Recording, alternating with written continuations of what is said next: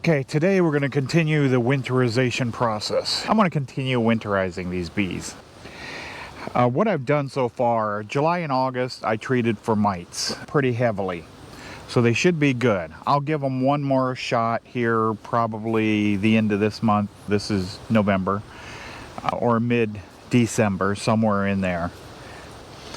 I've also inserted the bottom boards into all my screen.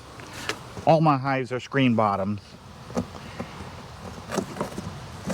including the horizontal hive, and that I have a piece of plywood I slide in.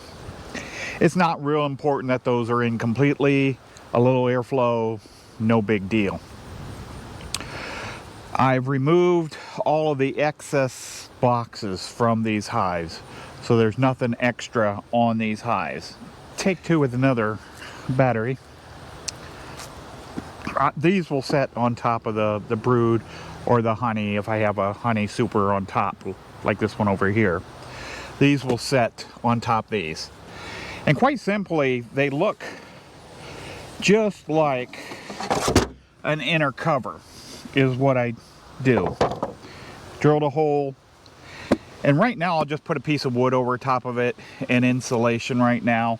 What I'll do later this winter, January, early February timeframe, I'll probably put either sugar or fondant on there just to be sure that the bees are taken care of for emergency feed. Now, you say hey, I don't have one of these shims here. And they're just like a quilt box, by the way. You could use a quilt box. You notice there is no ventilation. I don't use any upper ventilation. So the only difference between these and a quilt box is the lack of ventilation on these. So here's what you can do if you do not have one of those but you want to try this. Grab yourself an inner cover, put that down on top, take a honey super, put that on there. Now, doesn't that look pretty much the same thing? You can throw your fondant on here, you can throw your sugar brick on here, whatever you want, and your insulation for up on top. That's what I'm going to do to these hives where I don't have enough of the boxes built, the shims as I call them, built, is I'm just going to use this configuration right here on the remainder of my hives.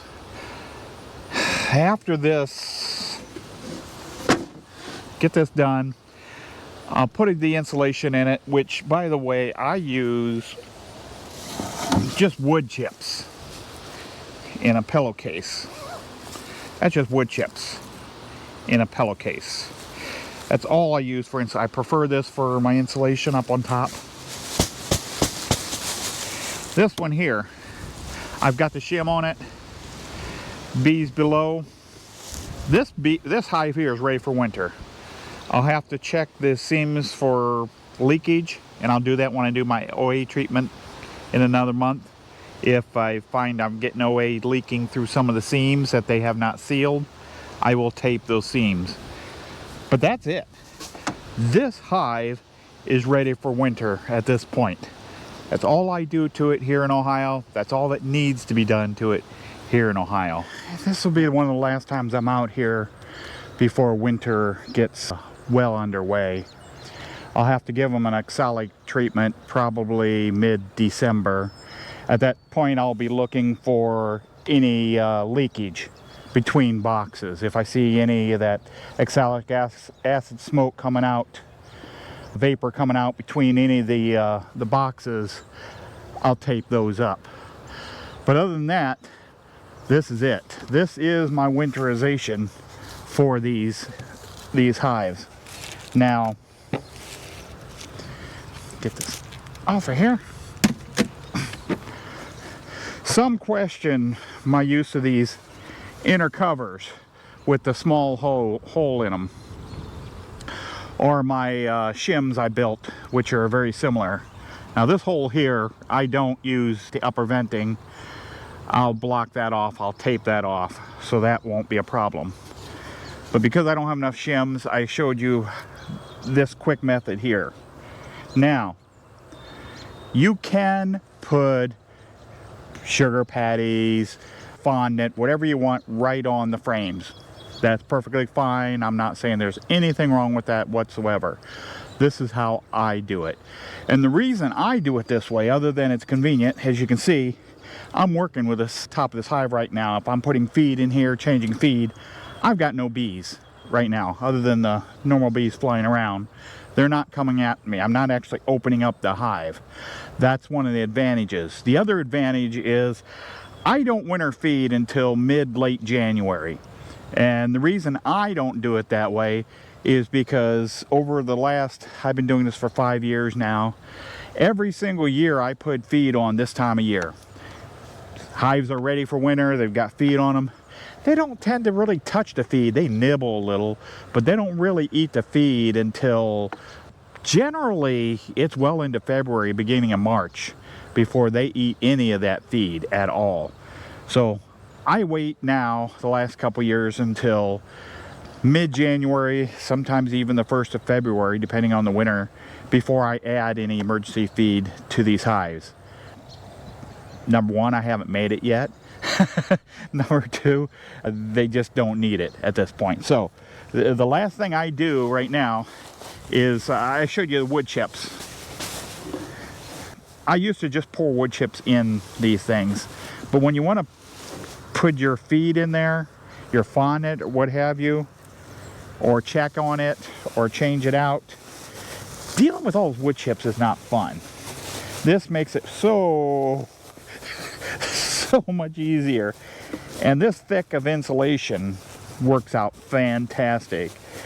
I've done the foam, I've had mixed results, I've had 100% success with this method here. And you say, well, it's absorbing moisture inside your hive. No, they're always dry. It's always dry every year. I never have damp because I use the condensing type hives. I don't have any openings up top. Like I say, this one down here will be sealed off. I insulate the top of my hives. In fact, this one doesn't have insulation. I'm going to take care of that right now.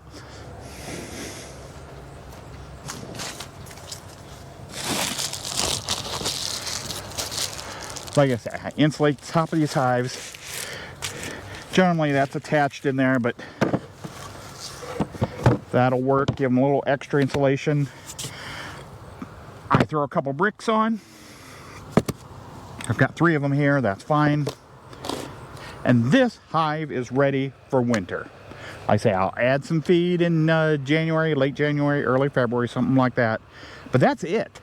This is all I do here in Ohio for my hives. I've doing this 5 winters now. I've lost 1 hive over winter. I've had other issues that I've caused. Dumb mistakes. But far as overwintering hives, I've lost 1 hive. So I think for me, this works out fantastic. If you do it another way and you have great success, I say keep doing it, whatever you're doing. But this is how I do them. Now I'm going to finish doing these hives here, throwing in insulation on the top of the ones I haven't touched yet. And then I'll show you how I do the horizontal hive. Okay, the horizontal hive. You notice I'm in my bee suit. I had to open these girls up. I had some maintenance to do down at this end, removing some empty frames from this end. I didn't want to leave them in there. Encourage wax moths to set up home over there, so I got rid of those empty frames. So I have bees everywhere. So what I do with this, as you can see, I don't have a lot of room here. I don't have, you know, this is not a pitched roof. I don't have a lot of room. So what's done for the last 3 years, done me really well, is number one, lay down this reflective stuff. Get down a couple layers of it here, get it organized right. Okay. Doesn't have to be perfect, as long as the lid closes. Okay, you notice I already have some up here. but I wanted to lay some directly onto the slats. You notice there was a little board laying right here, that's a hole into the hive. So again, in middle winter, late winter, I'll put some fondant over top of that. And again, it's easy to open. Now what I have found that works fantastic is I have some of these old wool blankets that work fantastic for heat. I don't know if you've ever wrapped up in a wool blanket before, but they are warm. They are really warm. And what I probably should do is come back out here and tape these together. That would keep these from moving. You would think by now I would have this down to a science, but I do not. One more. End of the season, I wash them, put them in a bag, store them until the next season. Let's get this. No, it's this way. It got folded wrong. Okay. And this will keep these girls really toasty all winter. I just close it up the best I can.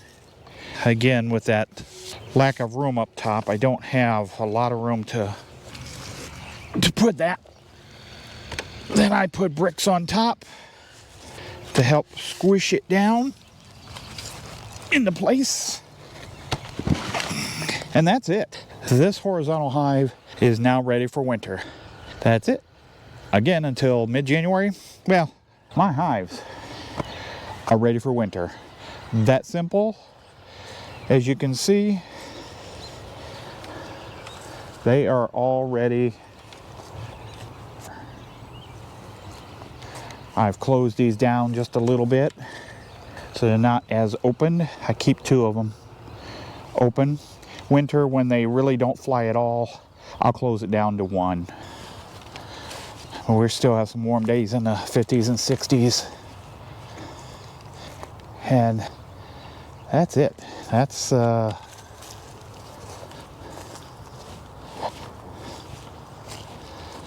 what they all look like. Again, the exception, I have 2 of them like this. I'll tape that over. I don't want any upper ventilation. So this is Tim, Common Sense Beekeeping, Southwest Ohio Bees. This is beekeeping in the wintertime. You have a fantastic day.